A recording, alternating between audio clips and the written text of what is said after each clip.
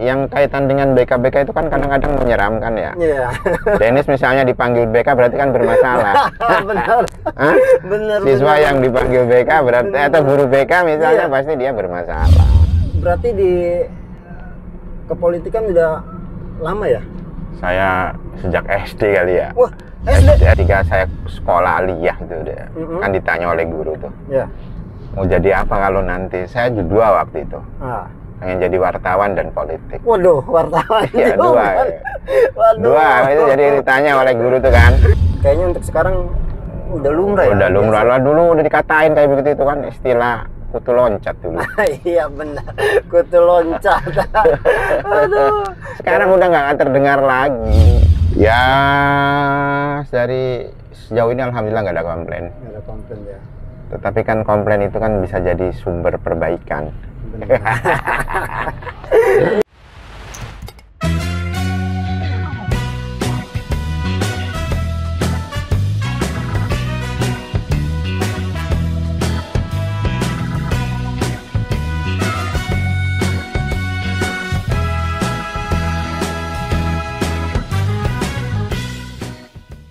Assalamualaikum warahmatullahi wabarakatuh. Oke, balik lagi bersama saya pastinya di acara program SOS Sajian Obrolan Santai bersama saya Ganis Bungsu, dan pastinya seperti biasa kita jalan-jalan ditemani orang-orang yang inspiratif. Nah, kali ini saya coba ke Kota Baja dan saya ditemani sekarang oleh anggota Dewan dari DPRD Kota Cilegon. Oke, nggak usah nunggu waktu lama, kita sambut aja Bapak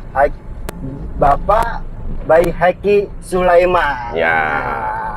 Pak, sehat Pak? Gimana Pak? Alhamdulillah sehat. Sehat. Gimana Pak? Sibuk apa sekarang Pak? Nih barusan kita selesai paripurna istimewa pengganti antar waktu dari dari Partai Demokrat. Dan setelah paripurna lalu kemudian juga ada rapat di internal fraksi. Terus kemudian juga ngobrol dulu tadi di komisi. Nah, setelah makan siang kita cabut ini. Pak, kita muter-muter Kota Cilegon nih, Kota Baja Pak ya. Kita keliling-keliling. Yo. Pak, kalau Bapak sendiri dari apa fraksi apa? Jadi partainya saya berasal dari P3. Ya, Partai Persatuan Pembangunan. Partai yang sudah cukup tua. Usianya sudah setengah abad, 50 tahun lebih. Lama. Satu-satunya partai yang tidak berganti nama. Yang sisa peninggalan Orde Baru. Ya, PDI kan sudah tambah tuh ya, PDIP katanya. Golkar dulu Golkar, sekarang menjadi Partai Golkar. P3 enggak berubah, Partai Persatuan Pembangunan. Gini. Pak, katanya Bapak juga sering dipanggil Pak Ustadz gitu. Ada yang bilang Pak Ustadz, Om Bek katanya, Om Bek kaki. Ini emang benar Pak? Jadi ya karena latar belakangnya ya. Kebetulan kan di politik itu ada yang nasionalis, ada yang santri. Nah, saya mungkin masuk kategori santri. Dari ini santri ya? Iya, santri ya. Golongan santri. Dan kalau santri itu kan biasanya jalur pendidikannya juga kan selain formal biasanya mondok. Nah, kebetulan kami kan juga dulu mondok. Ada di Pondok Pesantren Darul Qolam, Bintung, terus kemudian setelah itu di Pondok Pesantren Bani Abdillah, Tegal Buntu, Ciwandan. Terus setelah itu juga masih mondok kayak di Bandung dulu di Al-Jawami seperti itu. Nah, mungkin karena basicnya adalah pesantren, lalu ketika pulang di tengah masyarakat kemudian mensebagaikan saya sebagai ustadz. Dari sejak muda dipanggil begitu, akhirnya ya terusan sampai hari ini. Aduh, siap. Dan sebenarnya mah lumayan berat menjaga status itu ya. Kenapa Pak? Ya, karena kan ada perilaku yang harus kita jaga, konsistensi misalnya pada kesopanan, Ya. konsistensi misalnya menjaga perilaku, termasuk juga konsistensi menjaga nilai-nilai apa namanya keadaban yang menjadi yang dikehendaki tidak saja oleh masyarakat tetapi juga oleh tuntutan agama kita. Gitu. Benar, pantas pas juga partainya Ya, partainya P3. P3 asasnya Islam.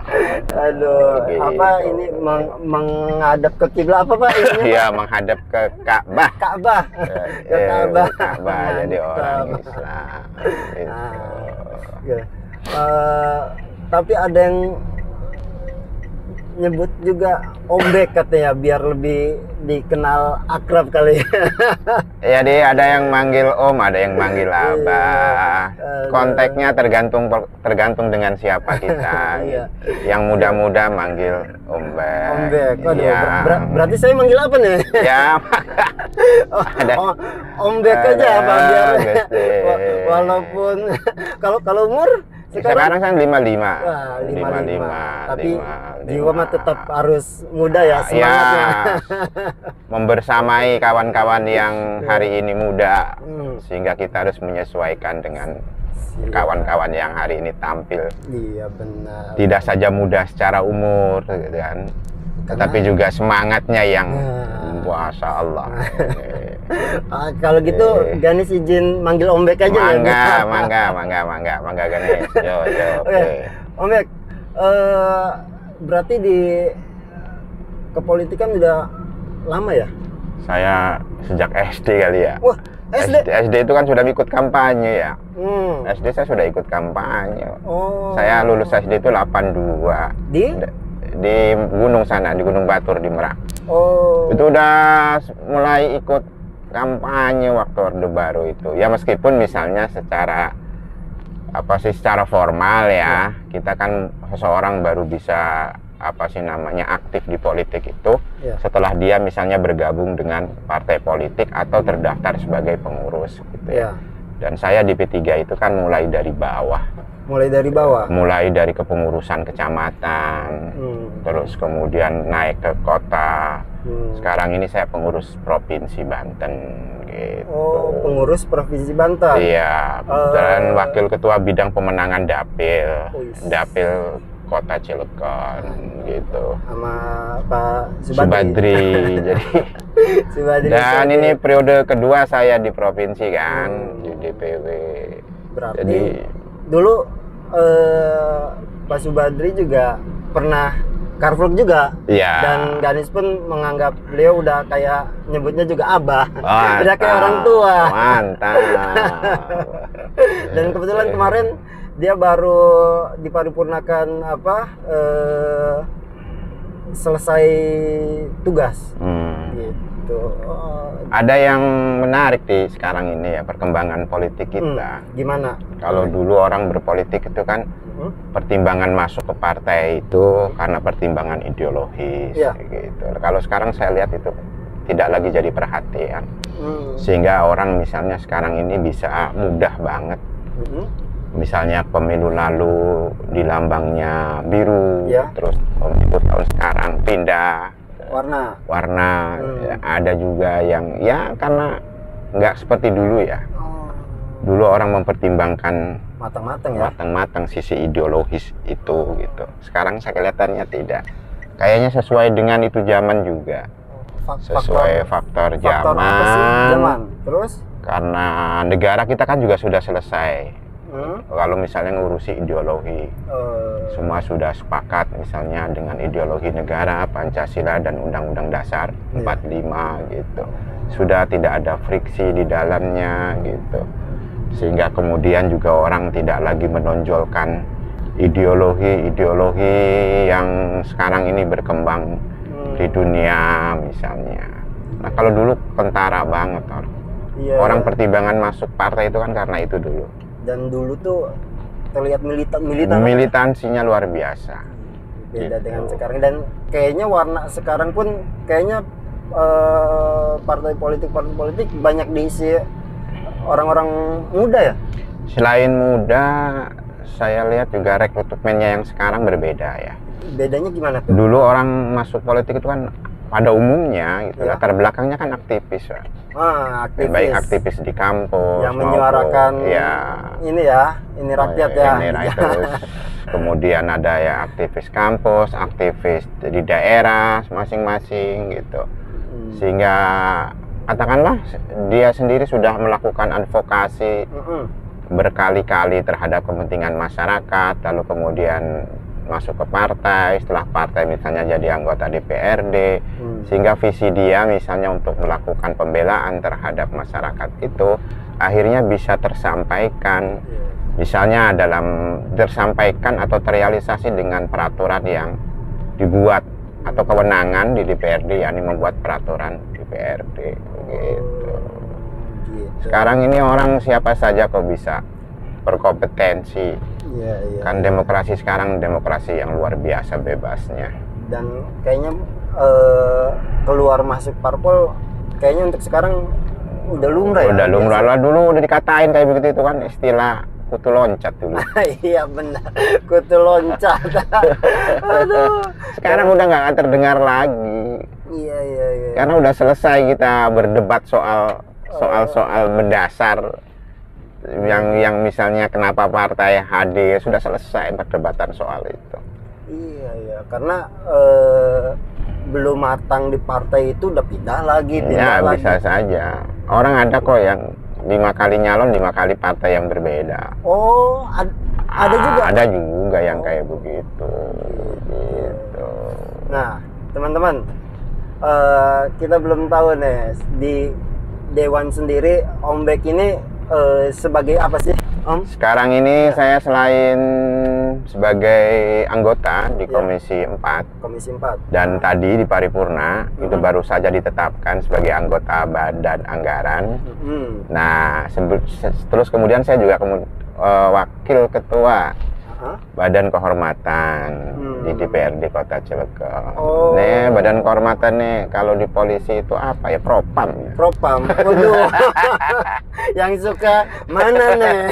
Mana anggota yang bermasalah segala macam nih? Waduh. Apa ya kalau di kepolisian itu apa itu ya? Polisi militer. Polisi militer ya. Polisi militer. Nah, menarik nih. Berarti ada sebutan-sebutan BK itu Badan Kehormatan. Badan Kehormatan. Oh, dikira bimbingan konseling karena Ganis di SMA juga nih. Sekarang ada ekstrakurikuler namanya BK juga. Nah, gitu. jadi yang kaitan dengan BK itu kan kadang-kadang menyeramkan ya. Iya. Dennis misalnya dipanggil BK berarti kan bermasalah. Benar. Benar. Siswa yang dipanggil BK berarti atau guru BK misalnya pasti dia bermasalah. Benar. Kalau baik-baik misalnya taat pada tata tertib sekolah kan kira-kira nggak dipanggil oleh BK. Iya, kayak kalau di kampusnya mah kayak komdis lah. Nah, iya. Komisi disiplin. Disiplin ya. Nggak di kita. Om Bek, menarik kayaknya nih ngebahas Badan Kehormatan. Apa sih kerjanya gitu? Ngapain aja? Jadi kita ini diamanati oleh peraturan, dalam hal ini tata tertib.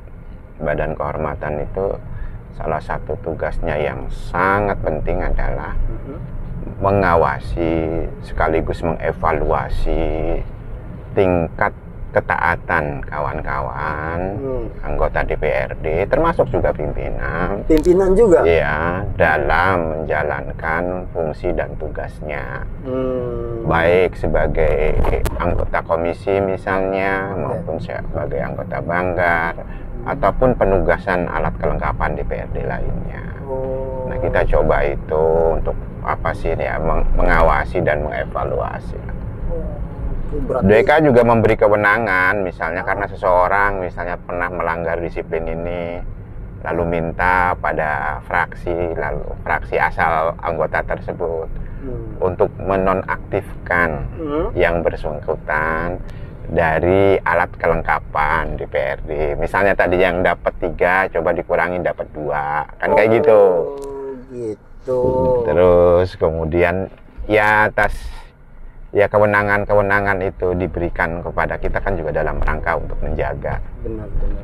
disiplin dan kinerja DPRD kan gitu. Jadi seluruh tuh diperhatiin, dilihat sama BK itu ya. Termasuk juga kalau ada ya aduan dari masyarakat. Nah, untuk BK sendiri di Dewan Cilegon ada berapa? Ada 5. 5. Dan itu kan hasil pemilihan. Oh, dia dipilih juga? Dipilih oleh anggota juga. Pertamanya usul fraksi, terus kemudian dipilih. Setiap fraksi berarti ya? Ya, jadi tetap karena komposisinya 5, sementara fraksi kita fraksinya ada 8, maka kemudian ada fraksi yang gabungan mengusulkan nama ya, person. Gitu.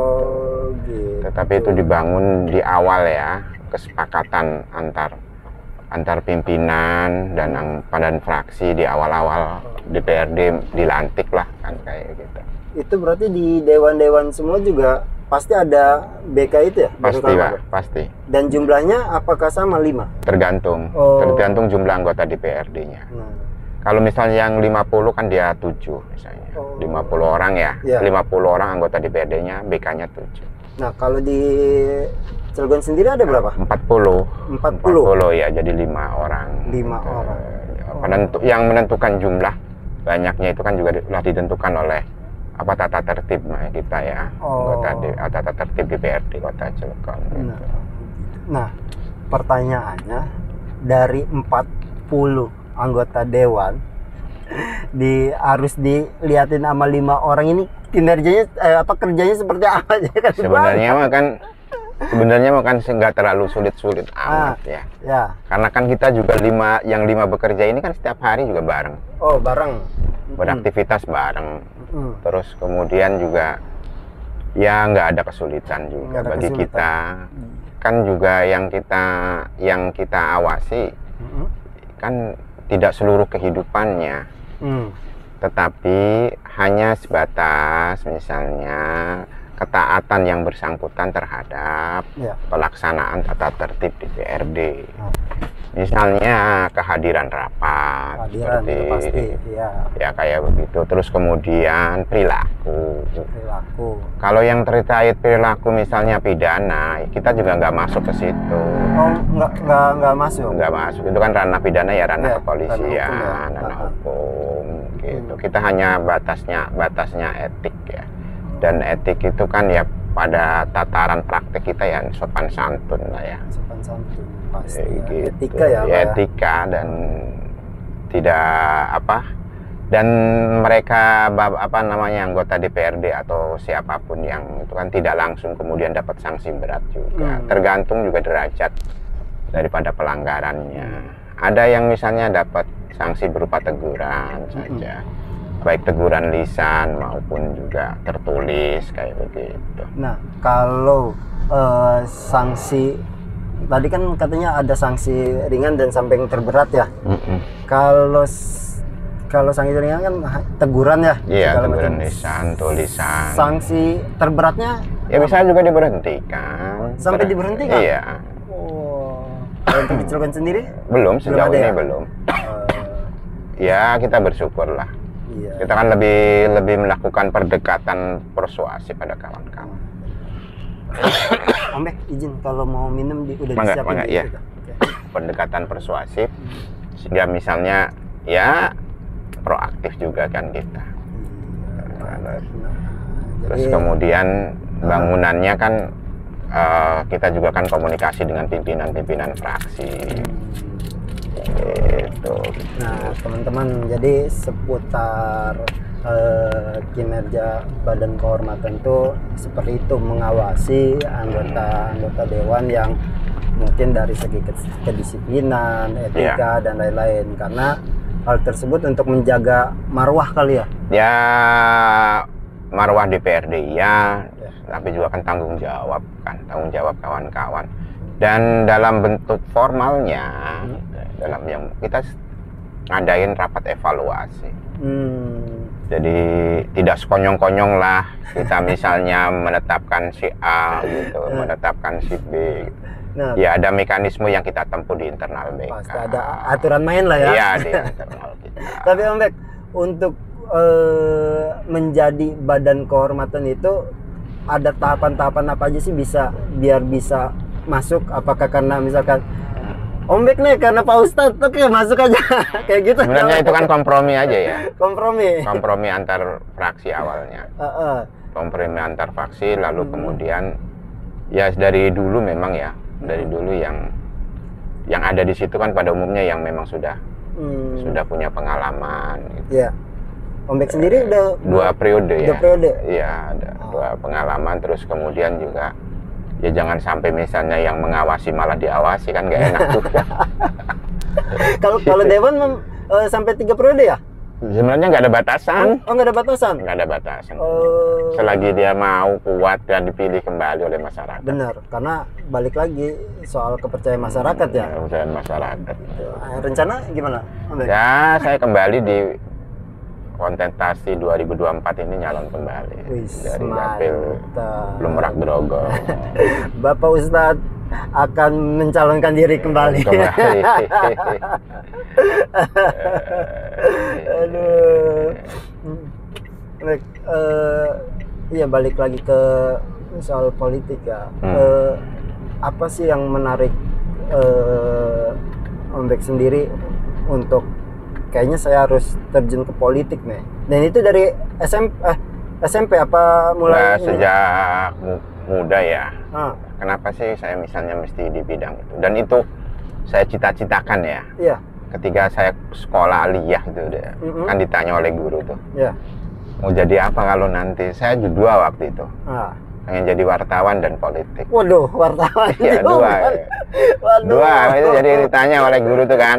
Iya. Kelas 2 itu, kelas 2. Saya kira kalau kelas 2 aliyah itu atau SMA itu kan, setara SMA aliyah itu posisi yang kita sudah bisa memilah atau memantaplah dengan pilihan kita. Beda dengan cita-cita masa kecil.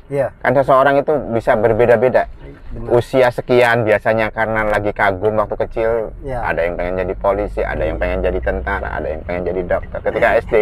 Tetapi ketika cita-cita itu diucapkan usia SLTA misalnya, itu saya kira itu pilihan yang sudah mantap. Nah, saya ketika ditanya dulu itu pengen jadi apa, saya pengen jadi politisi gitu. Terus yang kedua pengen jadi wartawan gitu. Dua itu cita-cita saya. Kenapa sih misalnya mesti di politik? Iya, benar. Karena perannya yang besar. Peran politik yang cukup besar. Misalnya ya APBD yang misalnya menjadi produk hukum itu kan di dalamnya ada peran anggota DPRD. Dia dibahas bareng dengan pemerintah. Misalnya tentang kemanfaatan dari APBD itu yang nantinya untuk kepentingan masyarakat Cilegon kan luar biasa sekali. Saya merasa ada keterlibatan di dalamnya dan beda sekali karena efek jangkauannya dan kemudian ketetapan yang kita tetapkan itu bersifat mengikat gitu kan, sehingga bermanfaat juga untuk banyak orang di Cilegon atau bahkan orang yang lewat ke Cilegon bisa saja kena peraturan dari yang kita buat misalnya. Dan ini katakanlah sesuatu yang bagi saya mulia banget gitu.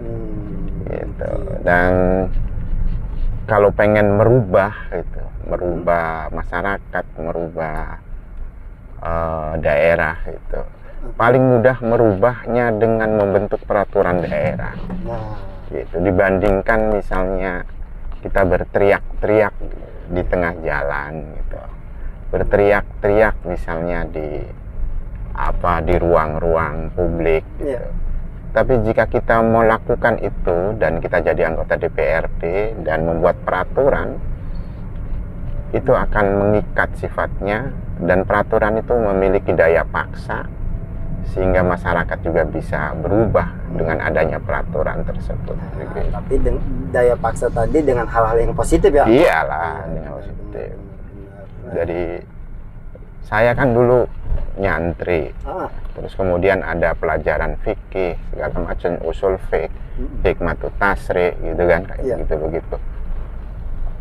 Saya mencoba memanfaatkan literatur yang saya miliki sehingga dalam membuat peraturan daerah unsur-unsur agama, terutama agama kita Islam gitu misalnya, masuk juga di dalamnya. Luar biasa. Kalau kita bicara tentang misalnya perda ketahanan rumah tangga, itu kan bicara fikih nikah gitu. Disatukan ya. Disatukan gitu. Ada saya kira ya istihad lah itu, istihad dalam rangka misalnya bagaimana masyarakat bisa tertib, masyarakat bisa mendapat perlindungan, masyarakat bisa mendapatkan hak-haknya gitu.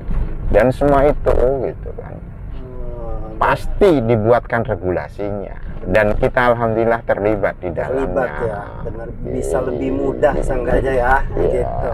Tapi itu kan cita-cita SMA, dan itu langsung langsung masuk ke partai apa gimana? Nah, setelah selesai kuliah saya mulai lah. Oh, mulai kan menyeriuskan. Iya. Dan ya saya melihat efek manfaatnya yang luar biasa. Benar. Jadi anggota DPRD itu gitu ya. Saya juga nggak membayangkan kalau politik hari ini misalnya sedemikian cepat berubah ya. Iya. Masya Allah berubahnya cepat banget gitu. Orang dulu misalnya menyalon di partai, terutama Orde Baru dulu, itu kan ada screening segala macam. Sulitnya misalnya, seleksi di internalnya, seleksi di Orde Baru itu kan nyalon dewan itu di screening. Orde Baru sekarang ini nggak ada screening, nggak ada apa, diserahkan ke masyarakat. Tapi kan repot yang begitu ya, kalau diserahkan, iya maksudnya kita demokrasi, benar ya, tapi kalau belum matang gimana ya? Nah ya, memang mesti begitu alam hendakinya dan masyarakat. Bayangkan, nggak usah lah jauh-jauh. Profesi wartawan aja kan? Benar. Benar. Dulu mesti menempuh pendidikan, seseorang ada menempuh pemagangan, ada dasar-dasar kewartawanan, ya kan? Hari ini gitu, orang tanpa latar belakang jurnalistik, dia sudah mengupload ke media sosial, melaporkan kegiatannya, melaporkan aktivitasnya, sehingga kemudian kesana kemari kita bisa melihat dan membaca gitu sesuatu yang bisa saja keluar dari kaedah jurnalistik. Benar. Dan masyarakat hari-hari menikmati informasi yang seperti itu sekarang ini. Itu karena efek belum digembleng segala macam kayak efek era reformasi yang sekarang ini menjadi derasnya luar biasa. Setiap hari orang mendapatkan informasi dari sumber yang tidak kompeten, misalnya seperti itu, dan digempur 24 jam. Ngeri ya. Ngeri banget itu. Nah, Om Bek, berarti itu setelah kuliah langsung ke setelah P3 apa gimana? Iya, saya langsung. Saya mulai aktif di situ, terus kemudian nggak pindah-pindah. Pastilah, nggak pindah-pindah. Jadi pengurus provinsi. Dari kecamatan sampai hari ini provinsi. Dari kecamatan sampai ke tingkatan provinsi. Kalau soal ditanya militansi dan loyalis, nggak usah ditanya. Om Bek juara. Di Cilegon saya kira bisa jadi arsip hidup. Tentang perkembangan P3 Cilegon. Tapi kalau untuk di Cilegon sendiri nih, untuk dari kalangan santri ya, maksudnya banyak nggak sih yang sekarang dudukin dewan? Ya sedikit banget ya. Kan sekarang ini malah latar belakangnya pengusaha yang dominan. Nah itu kenapa, Om Bek? Ya itu tadi, karena kos politik yang tinggi. Kos politik tinggi sekarang ini. Kos politik tinggi, lalu kemudian ya santri kan pada umumnya ya kalah lah sehingga latar belakang pengusaha yang lebih dominan menjadi anggota. Dan saya kira itu bukan hanya di Cilegon ya, hampir-hampir merata lah mungkin, terutama untuk daerah-daerah dengan perumahan, daerah-daerah industri, kota atau lain sebagainya.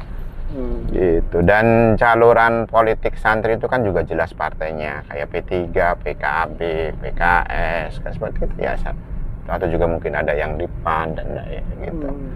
Ini garis yang sampai hari ini saya lihat masih ada. Yang menjadi soal ketika politik itu biayanya tinggi gitu. Kawan-kawan kadang-kadang tersisih. Karena kan yang memilih masyarakat. Tapi kan jumlah santri juga banyak. Ya, kalau yang milih masyarakat terus kemudian santrinya belum mapan secara ekonomi, terus kemudian untuk biaya sosialisasi misalnya yang cukup tinggi gitu. Akhirnya ya banyak juga kawan-kawan yang tersisih. Gitu. Nah, Ombek, untuk balik lagi ke soal badan kehormatan. Ombek sendiri berarti 2 periode ini langsung di badan kehormatan dipilih apa enggak? Periode inilah. Periode ini ya, saya ada di BK. Periode sebelumnya saya kan 5 tahun yang lalu itu kan masih di Bapemperda ya namanya sekarang ya. Ketua di Bapemperda. Ketua Bapemperda, dan saya kira ya sebenarnya kerja di DPRD itu saya memandangnya profesi yang luar biasa baik gitu ya, karena kan ya kita hari-hari ngurusin kepentingan masyarakat. Mengadvokasi. Terus kemudian juga ya tidak siang tidak malam kadang. 24 jam itu ya. Kayaknya ada laporan dari masyarakat segala macam. Ya, lalu kita tindak lanjuti dengan komunikasi dengan kepala OPD yang terkait. Ya. Gitu. Musim penerimaan siswa baru kita ya ikut sibuk. Ikut sibuk juga? Ya, terutama komplain dari yang tidak diterima misalnya kan gitu. Iya, apalagi setiap itu mah kayaknya masalah tahunan gitu ya. Iya, misalnya ada musim penyakit, misalnya apa kayak DBD, kita juga ikut sibuk gitu ya, karena masyarakat semuanya ingin mendapat pelayanan cepat dari pemerintah gitu. Sementara pemerintah bisa saja tidak cepatnya itu kan karena faktor tenaga yang kurang, atau juga mungkin peralatan yang kurang, atau area daripada misalnya pandemi tersebut yang cukup luas. Misalnya ya orang kena demam berdarah misalnya kan tidak hanya satu lokasi biasanya. Benar. Sini kena, nanti di kecamatan lain kena. Waduh. Sementara masyarakat kan inginnya cepat. Cepat aja. Cepat tertangani. Mantap. Baik. Tapi untuk periode sekarang lah, tadi kan yang masalah-masalah yang berat, maksudnya etika dan segala macam belum ada nih katanya ya. Belum. Nah, yang lisan atau yang kecil-kecil yang unik-unik ada nggak sih? Ya, pelanggaran kayak gitu? Sudah sih ada. Kayak apa aja sih, kan masyarakat juga mungkin pengen tahu nih yang ada juga di dewan itu hal kecil apa gitu? Ya misalnya juga termasuk menjaga etika rapat. Berpakaian bukan misalnya terlalu emosional.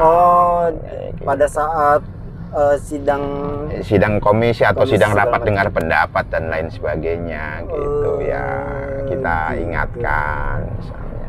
Tapi kalau dari penampilan segala macam itu di ini juga nggak sih? Iya, ada juga. Ada juga kan, misalnya pada untuk rapat-rapat paripurna itu kan ada pakaian yang harus dikenakan berbeda. Kalau bentuknya penetapan misalnya, dia harus safari lengan panjang kayak gitu. Tapi ada yang nakal-nakal juga nggak sih maksudnya melanggar? Ya bisa saja karena dia lupa, tapi kan kemudian kita ingatkan. Tapi ada ya? Ada lah kayak gitu. Kayak gitu itu kan cukup dengan lisan. Dan sebenarnya kan juga sudah diingatkan oleh sekretariat. Setiap misalnya mau ada rapat paripurna itu kan biasanya juga lengkap dengan jenis pakaian yang harus dikenakan. Dari ujung rambut sampai ujung kaki. Kayak ini juga ya, kayak sekolah gitu ya. Iya, ya. Ya hari ini kan orang pakai jas karena dia dapat istimewa gitu, jas dasi kayak gitu. Nah, di Dewan Cilegon sendiri mungkin sekarang kaum muda banyak juga. Lumayan sih sebenarnya ya, ada banyak yang muda-muda. Nah, melihatnya gimana Om Bek? Maksudnya tadi sendiri kan Om Bek bilang untuk berpolitik segala macamnya sudah bergeser ya, maksudnya Ya. dari segi etika dan segala macam ada perbedaan juga nggak sih Om Bek? Kan sebenarnya kalau nilai etik itu kan sama ya, dari dulu atau sekarang juga sama nilai etik. Yang berbeda itu adalah responnya atau penafsiran dari etik itu sendiri. Ya misalnya, kalau misalnya di tengah masyarakat kan dulu misalnya kalau duduk di kursi itu kan angkat kaki itu kan nggak sopan, misalnya kayak begitu. Pasti benar. Terus panggilan juga terhadap yang lebih tua kan juga. Ya. Nah, tetapi kan pada yang muda-muda sekarang ini karena dia punya bahasa gaul sendiri, misalnya ya kan. Sehingga kan kita juga tidak membatasi pada tidak mencoba untuk memaksakan mereka misalnya untuk bersebagaimana kita yang tua kan gitu. Karena setiap generasi itu kan memiliki kosakata yang berbeda, gaulnya juga caranya berbeda gitu. Tetapi pada nilai semua itu, pada panggilan atau apapun itu kan berlaku juga kan nilai kesopanan yang berlaku umum gitu. Dan kita misalnya konsentrasi pada hal-hal yang seperti itu, misalnya yang berlaku umum ataupun juga di DPRD ya berlaku khusus untuk DPRD itu tadi, misalnya tentang pakaian, misalnya tadi tentang etika di dalam rapat, misalnya gitu. Dan saya bersyukur sejauh ini memang untuk dari masyarakat juga tidak ada aduan. Belum ada. Tapi dibuka nggak itu pengaduan masyarakat maksudnya? Ya sebenarnya tetap dibuka ruang itu. Kalau saya pernah berkunjung ke beberapa daerah ya, dan sering juga kan di daerah lain ada yang mengadukan si A, mengadukan si B. Tapi sekali lagi kalau ranahnya etik ya. Tapi kalau misalnya pidana kan sekali lagi mereka langsung bukan di ranahnya ini ya? Ya bukan ranah kita. Tapi itu BK sendiri hanya di kantor saja kah mengamatinya atau di luar dewan juga? Sepanjang bertugas. Sepanjang bertugas? Iya. Sepanjang bertugas. Gitu. Di luar itu kita juga nggak itulah. Iya. Tugas sebagai anggota DPRD. Kan bertugas dia di alat kelengkapannya. Misalnya dia bertugas atas nama komisi, bertugas atas nama Banggar, bertugas atas nama Bamus. Atau misalnya bertugas seperti saya ini, misalnya bertugas sebagai BK misalnya. Atau ada penugasan lain dari DPRD melalui surat yang dikeluarkan oleh pimpinan. Misalnya sebagai pansus apa dan misalnya kan gitu. Gitu. Tapi dari ini di perpolitikan dari keluarga mendukung ya? Ya dari sejauh ini alhamdulillah nggak ada komplain. Nggak ada komplain ya. Tetapi kan komplain itu kan bisa jadi sumber perbaikan. Ya kalau orang misalnya bisnis atau pelayanan pemerintah, salah satu sumber dia untuk melakukan perbaikan itu kan komplain dari masyarakat. Komplain dari masyarakat. Takutnya kan karena kadang tadi dibilang anggota dewan kan kerjanya 24 jam ya. Nanti kalau anak atau istri, kapan nih jalan-jalan sih kalau bagi waktunya? Ya udah tahu lah, karena saya kira juga semuanya kan kawan-kawan ini sudah berisiko jabatan. Benar. Apalagi ini demi rakyat banyak ya. Ya demi masyarakat. Om Bek, nggak kerasa kita nih udah hampir 1 jam ngobrol ini. Alhamdulillah. Om Bek, gini, pesan untuk ya mungkin tadi Om Bek kan mungkin terlahir dari santri ya, segala macam. Nah, pesan untuk para santri, apalagi Banten kan terkenal dengan apa namanya 1000 santri, dan pokoknya santri terkenal lah gitu. Jadi gimana?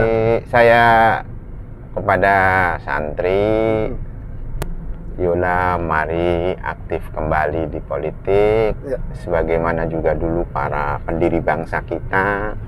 Itu kan juga salah satunya didominasi oleh salah satu unsur gitu ya, salah satu unsur yang membuat itu ya, membuat apa sih namanya negara ini gitu kan juga berasal dari kalangan santri.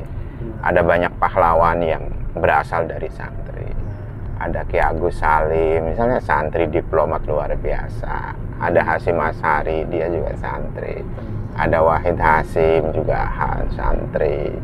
Jadi banyak tokoh pendiri bangsa ini, baik di masa awal-awal berdirinya bangsa ini, terus kemudian ketika masa Orde Baru, dan terutama apalagi sekarang kita melihat juga banyak santri yang memimpin di level nasional, ya sebagai menteri ataupun sebagai pejabat dan lain sebagainya.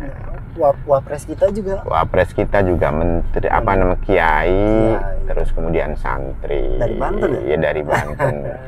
Jadi jangan apatis terhadap politik. Mari kita isi bangsa ini gitu ya. Karena butuh juga ya. Butuh juga pemikiran gitu, bahwa adik-adik semua gitu, yuk semangat di politik gitu kan, sehingga dengan demikian negara ini juga bisa kita warnai lah bareng-bareng gitu, diwarnai dalam hal yang positif. Nggak ada yang paling baik kita warnai dan kita itu kecuali dengan membuat peraturan. Benar, mantap gitu. Nah Om Bek, sebenarnya ada nggak sih tokoh politik yang di sama Om Bek, wah kayaknya saya harus seperti ini, entah guru atau panutan lah gitu, ada nggak sih Om Bek? Kalau di kalangan santri ya saya sebenarnya ya Ki Agus Salim ya. Ki Agus Salim. Iya, luar biasa beliau. Itu kiai loh Pak. Ki itu kiai dia. Kiai dia. Jadi diplomat Indonesia semasa Orde Lama yang luar biasa, yang Masya Allah ya. Jadi orang yang mengorbankan. Satu Ki Haji Salim, kedua adalah wakil kita, presiden kita dulu, Muhammad Hatta. Kenapa? Muhammad Hatta. Satu sederhananya, gitu. Terus kemudian sumbangsi pemikirannya. Ada warisan kebajikan yang diberikan kepada kita luar biasa, Muhammad Hatta itu. Untuk kepentingan yang lebih besar, misalnya tidak bisa dikompromikan, misalnya beliau berani berpisah dari Soekarno, kan begitu kan? Untuk sesuatu yang fundamental baginya gitu. Tetapi lihat catatannya, beliau tidak dimakamkan di Taman Makam Pahlawan, tetapi di Tanah Kusir bersama rakyat yang diperjuangkannya gitu.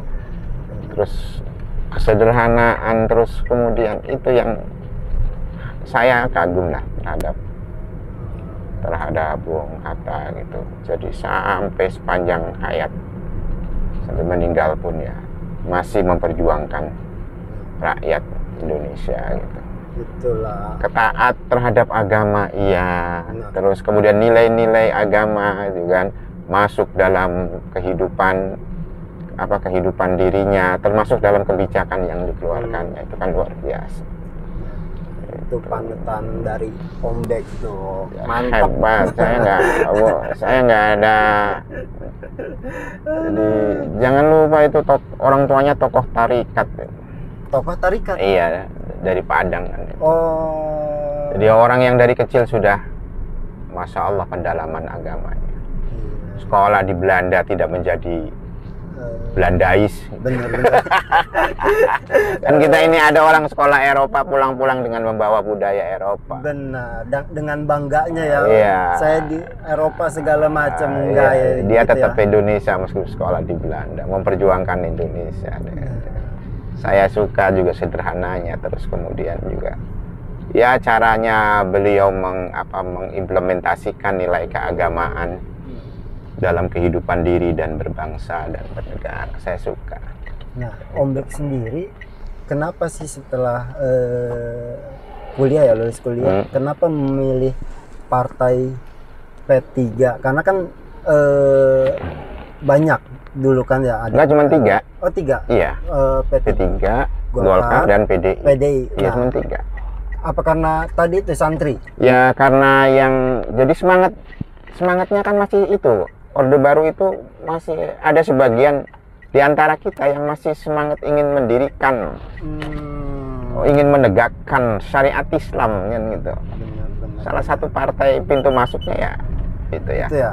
Karena P3 kan dulu ideologinya Islam gitu. Yang kemudian latar belakangnya juga kan dulu oleh orang partai-partai kayak Masumi, NU gitu kan, PRT gitu kan. Gitu. Sehingga dengan demikian saya merasa lebih cocok ada di situ gitu. Merasa cocok ada. Katakanlah ingin meneruskan perjuangan bapak-bapak. Perjuangan bapak-bapak yang sebelumnya. Mantap. Nah, terakhir Om Bek, pesan untuk para anggota dewan, 40 anggota dewan tadi seperti apa Om Bek? Sok, monggo. Ini di masa kampanye, masa dimana kita masing-masing selain bekerja tetapi juga sibuk mencari suara, ya. Tetap jaga etika, tetap jaga disiplin kerja, gitu. Karena kita kan sudah bersumpah untuk berjuang sampai dengan 5 tahun. Mantap. Nah, teman-teman, itu saja obrolan kita hari ini. Karena kalau ngebahas bisa panjang ini. Panjang. Ini kita nggak kerasa udah hampir sejam. Ya, mungkin obrolan kita sudahi, dan lain waktu mungkin kita bisa ngobrol lebih santai lagi. Teman-teman, terima kasih banyak yang sudah menonton. Jangan lupa like dan subscribe channel dari Banten Story. Saya Ganis Bungsu dan Om Bek. Dan saya Baihaki Sulaiman. Izin undur pamit. Dadah. Dadah.